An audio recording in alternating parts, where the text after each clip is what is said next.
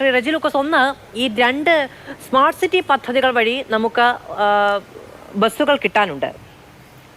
പിന്നെ പ്രധാനമന്ത്രി ഇ സേവ പദ്ധതി വഴി ഒരു 950 ഇലക്ട്രിക് ബസ്സുകൾ കേരളത്തിന് കിട്ടാനുണ്ട്. ഈ ബസ്സുകളുടെ കാര്യത്തിൽ ഇപ്പോഴത്തെ ഈ നിലപാട് ബാധകമാകുമോ? അങ്ങനെ ഇലക്ട്രിക് ബസ്സുകൾ നഷ്ടപ്പെടുന്ന സാഹചര്യം ഉണ്ടാകുമോ തുടങ്ങിയ ആശങ്കകൾ വലിയ തോതിലുണ്ട്. KSRTC സ്വന്തം കയ്യിൽ നിന്ന്, സർക്കാർ സ്വന്തം കയ്യിൽ നിന്ന് കാശ് മുടക്കി ഇനി ഈ ഇലക്ട്രിക് ബസ്സുകൾ വാങ്ങില്ല എന്നാണോ, അതോ KSRTCക്ക് ഇലക്ട്രിക് ബസ്സുകളെ വേണ്ടതില്ല എന്നൊരു നിലപാടാണോ മന്ത്രി സ്വീകരിച്ചിട്ടുണ്ടാവുക? അല്ല, അങ്ങനെ ഒരു തീരുമാനത്തിലേക്ക് എത്താനൊന്നും മന്ത്രിക്ക് സാധിക്കത്തില്ല. അത് ഇടതുപക്ഷ ജനാധിപത്യ മുന്നണിയും മന്ത്രിസഭയും മുഖ്യമന്ത്രിയും കൂടി എടുക്കുന്ന തീരുമാനത്തിന് അനുസരിച്ച് അങ്ങനെ ഒരു തീരുമാനം എടുക്കാൻ പറ്റത്തുള്ളൂ. ഈ ഇലക്ട്രിക്കൽ ബസ്സിനെ കുറിച്ച് തെറ്റായ രീതിയിലുള്ള ചില കാര്യങ്ങൾ ഈ ചർച്ച വന്നിട്ടുണ്ട്. അത്യാവശ്യം അതിനെക്കുറിച്ച് അറിയാവുന്നുള്ള നിലയ്ക്ക് ഞാനതിലെ ടെക്നീഷ്യനൊന്നുമല്ല. ഞാൻ മംഗളം പത്രത്തിൽ ഈ ബസ്സിനെക്കുറിച്ചും അതിൻ്റെ ലോകത്തിലെ ആദ്യം ഈ ബസ് നിർമ്മിച്ച നിർമ്മാതാക്കളുടെ സ്വിറ്റ്സർലൻഡിലെ പ്ലാന്റിൽ പോയി കണ്ട് അതിനെക്കുറിച്ച് മംഗളം പത്രത്തിൽ 1.5 പേജ് ഞാനൊരു ലേഖനം എഴുതിയിട്ടുണ്ടായിരുന്നു 2018 സപ്ലിമെൻറ്റിൽ. അതനുസരിച്ച് എനിക്ക് കിട്ടിയ അറിവ് ശരിയാണെന്ന് ശരിയും അത് 100% കറക്റ്റായ അറിവ് തന്നെയാണ്. ഇപ്പോൾ 2018 ഇപ്പോൾ 5 വർഷത്തോടെ കഴിഞ്ഞ് 80 വർഷം മുമ്പാണ് ലോകത്തിൽ ആദ്യമായിട്ട് ഇലക്ട്രിക്കൽ ബസ് ഇൻട്രൊഡ്യൂസ് ചെയ്യുന്നത്. അത് സ്വിറ്റ്സർലൻഡിലാണ്. കഴിഞ്ഞ 16 വർഷമായിട്ട് വേണമെങ്കിൽ കണക്ക് ആർക്കും ക്രോസ് ചെക്ക് ചെയ്യാം. യൂറോപ്പ് വ്യാപകമായിട്ട് തന്നെ ഇപ്പോൾ ഏതാണ്ട് 65% ബസ്സുകൾ ഇലക്ട്രിക്കൽ വാഹനങ്ങളായിട്ട് മാറിക്കഴിഞ്ഞു.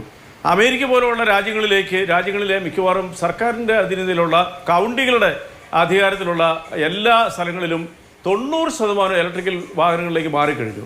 ഇലക്ട്രിക്കൽ വാഹനത്തിൻ്റെ ബാറ്ററി പൊട്ടിത്തെറിക്കും, ഇലക്ട്രിക്കൽ വാഹനങ്ങൾ ബാറ്ററി ചേഞ്ച് ചെയ്യുന്നതിന് ഭീമമായ എമൗണ്ട് വരുന്നൊക്കെ പറയുന്നത് വാസ്തവത്തിൽ വളരെ തെറ്റായ രീതിയിലുള്ളൊരു ആരോപണമാണ്. ഇലക്ട്രിക്കൽ വാഹനങ്ങൾ അതിൻ്റെ ലാഭത്തിൻ്റെ 320% ആ മുടക്കുമുതൽ തിരിച്ചു കിട്ടിയതിന് ശേഷം മാത്രമാണ് ഈ ബാറ്ററികൾ മാറേണ്ട സാഹചര്യം ഉണ്ടാകത്തുള്ളൂ. വേണമെന്നുണ്ടെങ്കിൽ ഞാനൊരു ലിങ്ക് ഇപ്പം മാധുവിന് അയച്ചാൽ ഇന്ന് എൻ്റെ കിട്ടിയ ലിങ്കാണ്.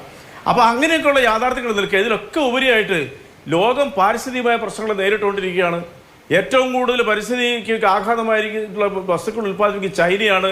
ഇന്ത്യക്ക് 2ാം സ്ഥാനമുണ്ട്. അമേരിക്കയ്ക്ക് 2ാം സ്ഥാനമുണ്ട്. ഇന്ത്യക്ക് അത് 3ാം സ്ഥാനമാണ്. അങ്ങനെ മറ്റു പല കാര്യങ്ങളിലും പാരിസ്ഥിതികപരമായിട്ടുള്ള ആഘാതങ്ങൾ ദുരന്തങ്ങൾ നേരിട്ട് കൊണ്ടിരിക്കുന്ന ഒരു ലോകത്തിൽ ഈ ബസ് അല്ലെങ്കിൽ CNG പോലുള്ള ബസ്സുകൾ അല്ലെങ്കിൽ ഹൈഡ്രജൻ എനർജിയിൽ പ്രവർത്തിക്കുന്ന വാഹനങ്ങളൊക്കെ വന്നേ തീരുന്നൊരവസ്ഥയിൽ അതിൻ്റെ ചിലവ് പോലും നോക്കാറുണ്ട് മാറേണ്ട സാഹചര്യം വരുമ്പോൾ ഇത്തരം വാഹനങ്ങൾ അതിൻ്റെ ലാഭവിഹിതവും പരിസ്ഥിതിക്ക് നൽകുന്ന ഗുണകരമായിട്ടുള്ള മാറ്റവും ഒക്കെ നമ്മുടെ മുമ്പിലുള്ളപ്പോൾ ഈ വാഹനത്തിനെതിരെ ആര് എങ്ങനെ പറഞ്ഞാലും അത് മറ്റെന്തെങ്കിലും ദുരുദ്ദേശത്തിൽ മാത്രം പറയാൻ പറ്റുള്ളൂ. ഇപ്പോൾ ഉദാഹരണത്തിന് ഡൽഹി ട്രാൻസ്പോർട്ട് കോർപ്പറേഷനിലെ നല്ലൊരു ശതമാനം വണ്ടികളും ഏതാണ്ട് 100% CNGയിലേക്ക് മാറിയിട്ട് 12 വർഷത്തോളമായി. അവർ തന്നെ ഇലക്ട്രിക്കൽ വാഹനങ്ങളിലേക്ക് മാറാനുള്ള തീരുമാനങ്ങൾ എടുത്തു കഴിഞ്ഞു. ഇങ്ങനെ പല സംസ്ഥാനങ്ങളും വളരെ ഗൗരവമായിട്ട് തമിഴ്നാട് ആലോചിച്ചുകൊണ്ടിരിക്കുന്നു ഇലക്ട്രിക്കൽ ബസ്സുകളിലേക്ക് പൂർണ്ണമായിട്ട് തന്നെ മാറാനായിട്ട്.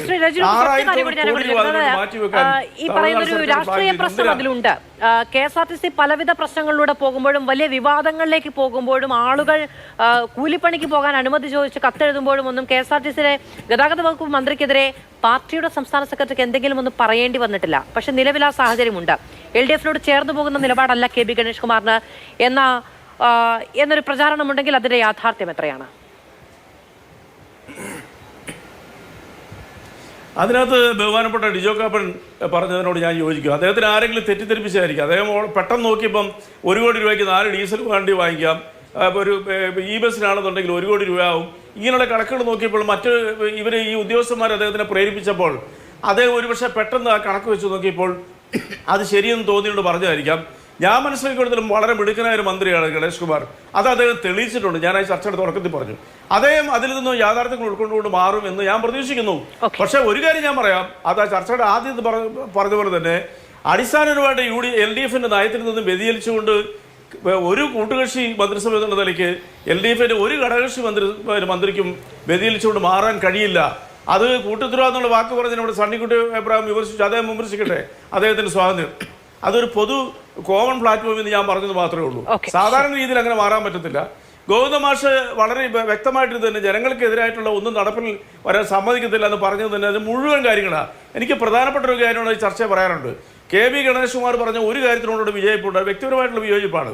അദ്ദേഹം പറഞ്ഞു ദീർഘദൂര സർവീസുകൾ എവിടെ ആൾ ഇല്ലാതെ വരുന്നു അവിടെ കട്ട് ചെയ്യുമെന്ന് പറഞ്ഞു. അത് ഏറ്റവും കൂടുതൽ നെഗറ്റീവായിട്ട് ബാധിക്കുന്ന മലയോര പ്രദേശങ്ങളായ മലബാർ മേഖലകളിലാണ്. ആ മലബാർ മേഖലകളിലേക്ക് സഞ്ചരിക്കുന്ന ദീർഘദൂര സർവീസുകളായ KSRTC യാദൃശ്യമായിട്ട് എവിടെയെങ്കിലും ഒരു യാത്രക്കാരൻ്റെ അഭാവം വന്നു കഴിഞ്ഞാൽ അവിടെ വെച്ച് ട്രിപ്പ് മുടക്കി കളയുന്നൊക്കെ പറയുന്നത് ഒരിക്കലും അംഗീകരിക്കാൻ പറ്റില്ല. അത് ജനവിരുദ്ധമായ ഒരു പ്രഖ്യാപനം. അത് അതിനകത്തൊന്നും പിൻവലിയെന്ന് ഞാൻ പ്രതീക്ഷിക്കുന്നു. മാത്രമല്ല പലതവണ ഈ KSRTC ശമ്പള പ്രശ്നമൊക്കെ ബന്ധപ്പെട്ട് ഹൈക്കോടതിയിൽ അഫിഡവിറ്റ് കൊടുക്കുമ്പോൾ KSRTC ഏറ്റവും കൂടുതൽ ഊന്നി പറയുന്ന ഒരു കാര്യം എന്ന് പറയുന്നത് KSRTC ലാഭം പ്രതീക്ഷിച്ച് മാത്രം പ്രവർത്തിക്കുന്ന ഒരു സ്ഥാപനമല്ല. അത് ജനങ്ങളുടെ മുന്നോട്ടുള്ള പോക്കിനും ജനങ്ങളുടെ ഗുണത്തിനും ജനങ്ങൾക്ക് നൽകാൻ സർക്കാർ പ്രതിജ്ഞാബദ്ധമായ സർവീസിലും അടിസ്ഥാനമാക്കി മുന്നോട്ട് പോകുന്ന പ്രസ്ഥാനമാണ് നടക്കമുള്ള കാര്യങ്ങളാണ്. അതുകൊണ്ട് അതൊക്കെ തിരുത്തേണ്ടി വരുന്ന നിലപാടുകൾ തന്നെയാണ്. വളരെയധികം നന്ദി ശ്രീ റെജി ലൂക്കോസ്.